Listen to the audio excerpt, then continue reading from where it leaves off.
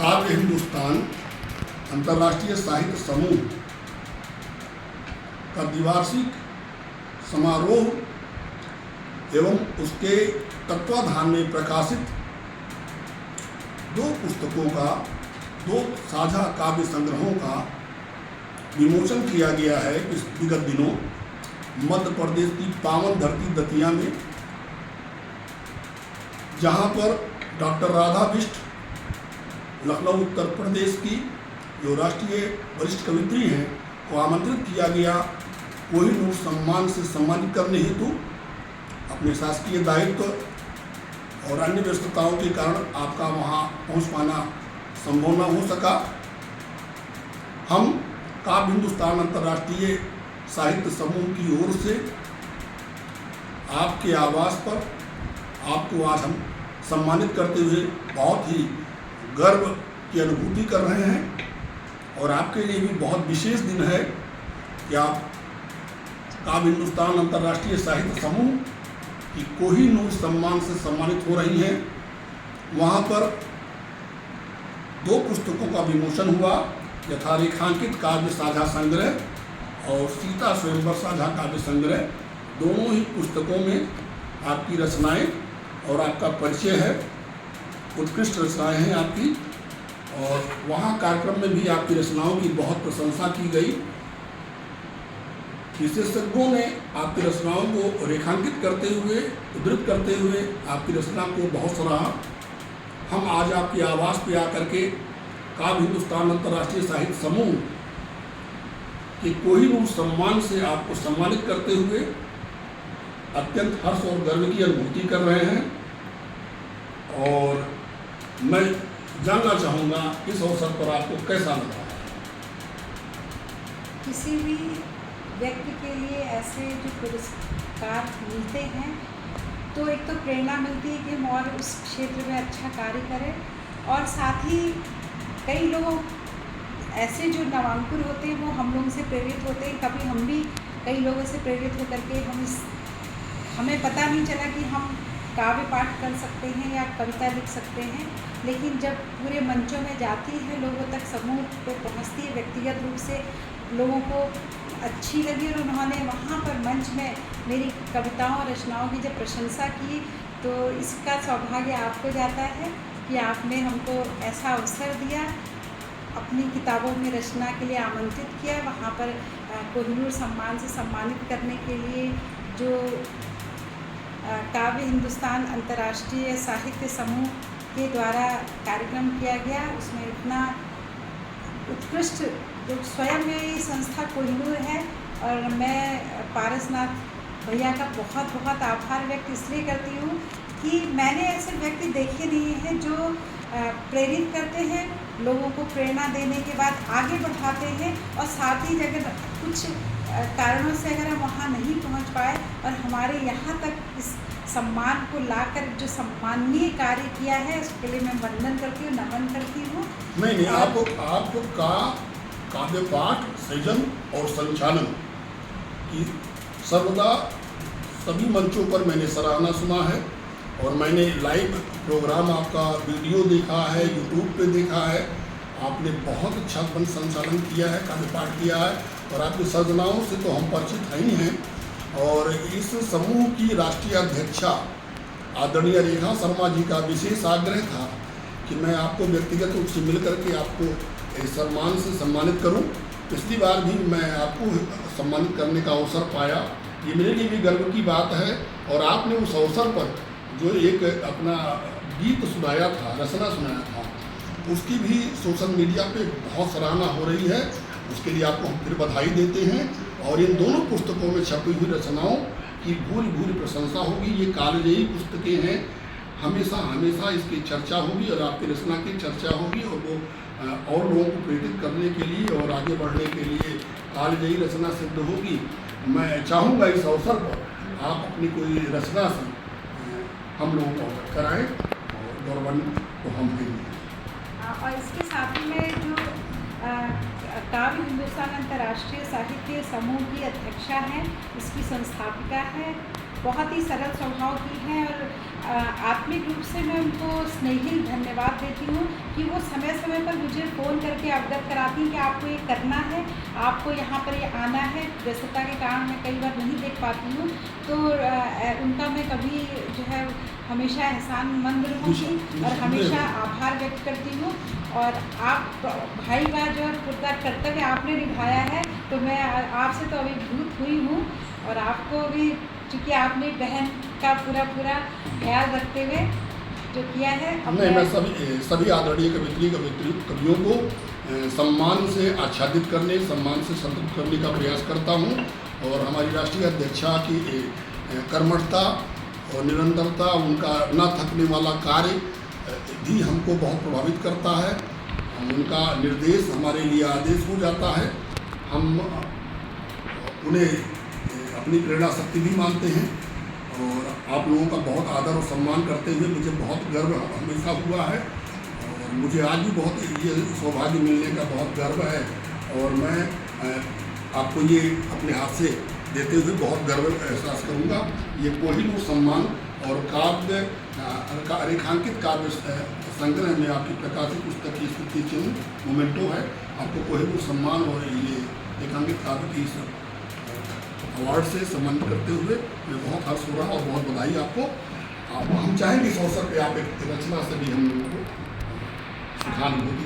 बहुत धन्यवाद भैया, आप अवसर देते रहते हो, यही हमारे लिए बहुत बड़ी बात है। ये आपकी महानता है। और आपका निकट ही भविष्य में आपकी और रचनाएं हमारी संस्था द्वारा छपवाई जाएंगी और आपको बुलाकर सम्मानित किया जाता रहेगा। अब चूँकि भीषण गर्मी चल रही है और यहाँ पर सब तपन, चारों ओर धरती जो है त्राही त्राही मच रही है, तो हर जगह वृक्षारोपण या पर्यावरण की ही चर्चा की जा रही है। तो मैं सोचती हूँ कि इस समय अगर पर्यावरण के ऊपर अगर अपनी कविता में आप बिल्कुल सुनाइए। और मैं आपको बता दूँ कि उस अवसर पर लगभग 3 करोड़ से अधिक वृक्षारोपण करा चुके पर्यावरणविद आदरणीय योगेंद्र मिश्र जी, जो मध्य प्रदेश की धरती पे इसमें रहते हैं, उत्तर प्रदेश के हैं, उन्होंने पौधरोपण बड़ी ऊंची प्रजाति का केले का पौध वितरण किया है। और सभी साहित्यकारों को, सभी आमंत्रित मेहमानों को उन्होंने एक से अधिक पौध दे करके पर्यावरण को बढ़ावा देने के लिए बहुत सराहनीय कार्य किया है। यह भी मैं अवगत करा दूँ। और निकट ही आज तो नहीं, मैं आपको पौधे से सम्मानित करने की कोशिश करूँगा। तो ये तो मेरे लिए बहुत ही, मैंने वो अवसर से थोड़ा सा वंचित रह गई। और वृक्षारोपण का ऐसा पावन कार्य भी वहाँ पर हुआ है। तो अब मैं इसी पर सुनाती हूँ अपनी कविता। वृक्षारोपण। हम पौधे नहीं लगाएंगे, सब बच्चों को सिखलाएंगे किस तरह से पेड़ लगाना है, वृक्षारोपण करवाना है। इन्हें सुरक्षित रखना होगा, सभी दुखों से बचना होगा। ये हमसे कार्बन लेते, फिर प्राणवायु हमको देते। पेड़ पर जीवन निर्भर है, बिना पेड़ अब सब कुछ जर्जर है। घर बाहर पौधे लगानी है, भू पर हरियाली लानी है। यदि कटना ना रुक पाएगा तो थल निर्जन हो जाएगा। यदि कटना ना रुक पाएगा तो थल निर्जन बन जाएगा। मरुस्थल बने सहारा जैसे, मरुस्थल बने सहारा जैसे। जीव जंतु जी पाए कैसे, जीव जंतु जी पाए कैसे। अब ये जो है मरुस्थल अगर बना है तो कभी वहाँ पर भी पेड़ पौधे रहे होंगे, हरियाली रही होगी। आज जो है ये स्थिति है, इसलिए ये भी मैंने इसको यहाँ पर इंगित किया है। और अब आगे सुनिए। पेट्रोल नहीं मिल पाएगा, जीना मुश्किल हो जाएगा। जब सारे वन मिट जाएंगे तब मानव ना बच पाएंगे। ना बादल नभ में गरजेंगे, ना मेघ धरा पर बरसेंगे।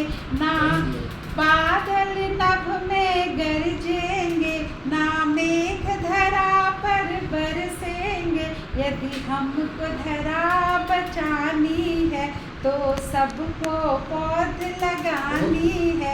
जब धरा हमको बचानी है तो सबको पौध लगानी है। हम कभी नहीं घबराएंगे, हर मुश्किल से टकराएंगे। हम कभी नहीं घबराएंगे, हर मुश्किल से टकराएंगे। ये वन ना मिटने पाएंगे, ये वन ना मिटने पाएंगे, ऐसा अभियान चलाएंगे। ये हम लोग संकल्प लेते हैं कि जो है जब हम ये वन नहीं मिटेंगे तो इसलिए जो है हमें ऐसा अभियान चलाना है। तो उस पर मैंने लिखी कविता है। हाँ, हम कभी नहीं घबराएंगे, हर मुश्किल से टकराएंगे। ये वन ना मिटने पाएंगे, ऐसा अभियान चलाएंगे। जब आँखों में अरमान लिया, जब आँखों में अरमान लिया, मंजिल को अपना मान लिया, मंजिल को अपना मान लिया, तो मुश्किल क्या आसान क्या, तो मुश्किल क्या आसान क्या। जब ठान लिया तो ठान लिया, जब ठान लिया तो ठान लिया, जब ठान लिया। वृक्षारोपण को बढ़ावा देने का इससे सुंदर संदेश भरा गीत हम क्या सुनेंगे। हम अक्सर वृक्षारोपण को बढ़ावा देने के लिए अपने संदेशों में जगह जगह कहते हैं कि वृक्षारोपण कार्यक्रम संस्कार, बचपन से संस्कार रूपित कार्यक्रम होना चाहिए। हम बाल मन में वृक्षारोपण के लिए प्रेरित करने का कार्य करें और संस्कार स्मृति वाटिकाओं का निर्माण करें। हम अपने जीवन में होने वाले प्रत्येक संस्कार के अवसर, जन्म से लेकर के निर्माण तक के अवसरों पर कम से कम 2 से लेकर के 5 वृक्षों को लगाएं और अगर हमारे पास भूमि ना हो तो सार्वजनिक भूमि में लगाएं।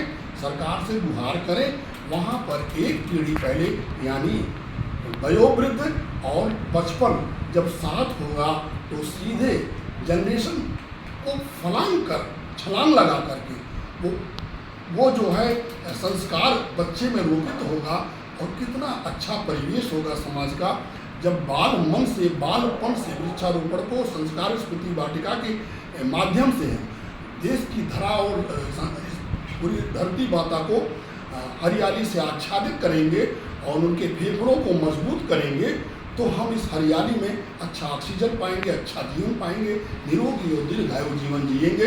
इससे अच्छा हम अपने आने वाली पीढ़ियों को क्या दे सकते हैं। हम देश के लिए, आज़ादी के लिए मर तो नहीं सके मगर समाज के लिए और विश्व के लिए ऐसा कुछ करने के लिए जरूर अपना दायित्व का निर्वहन करें जो आने वाली पीढ़ियों के लिए और हमारे कर्तव्य को सिद्ध करता हो, सार्थक रहता हो। आपके गीत की बहुत सराहना करता हूँ। वृक्षारोपण के लिए प्रेरित करने वाला कोई भी कार्य होता है मुझे बहुत सराहनीय लगता है, बहुत प्रशंसा करते हैं। आपको कोहिनूर सम्मान और रेखांकित जननी स्मृति पुरस्कार काव्य संग्रह और इन दोनों पुस्तकों में आप आपके छपने का काव्य हिंदुस्तान अंतर्राष्ट्रीय साहित्य समूह के पदाधिकारी होने के नाते आपको मैं पारसनाथ श्रीवास्तव बहुत बहुत बधाई और शुभकामनाएं देता हूँ। आशा है अपनी सर्जना और शासकीय दायित्व और सामाजिक दायित्व का सामंजस्य बैठा करके इसी तरह जीवन में कुछ अलग और बेहतर और उत्थान भरा कार्य करती रहेंगी। बहुत बहुत धन्यवाद भैया आपको।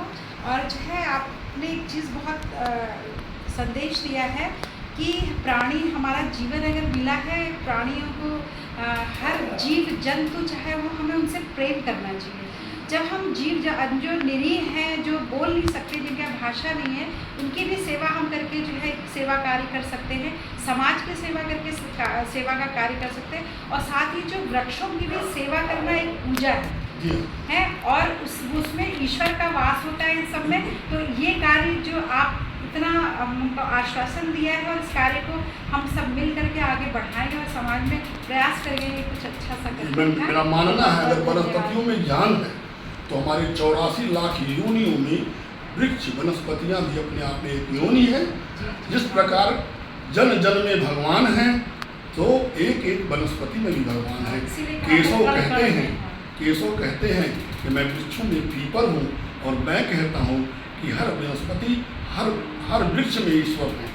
और ये मान करके जो हम सेवा करते हैं, तो हम मानवता का सेवा करते हैं, आध्यात्म की रक्षा करते हैं, धरा की रक्षा करते हैं। और प्राकृतिक होने के नाते हम पंचभूत में जो निर्मित हुए, हमारा प्रथम कर्तव्य होता है कि प्रकृति का कर्ज उतारने के लिए प्रकृति की उत्थान, संवर्धन और संरक्षण करना हमारा प्रथम कर्तव्य है। प्रकृति ही ईश्वर है। जी, बहुत बहुत धन्यवाद आप आपको भैया, आप बहुत मेरे धन्यवाद। निवास पर आए और मेरा ये सौभाग्य है।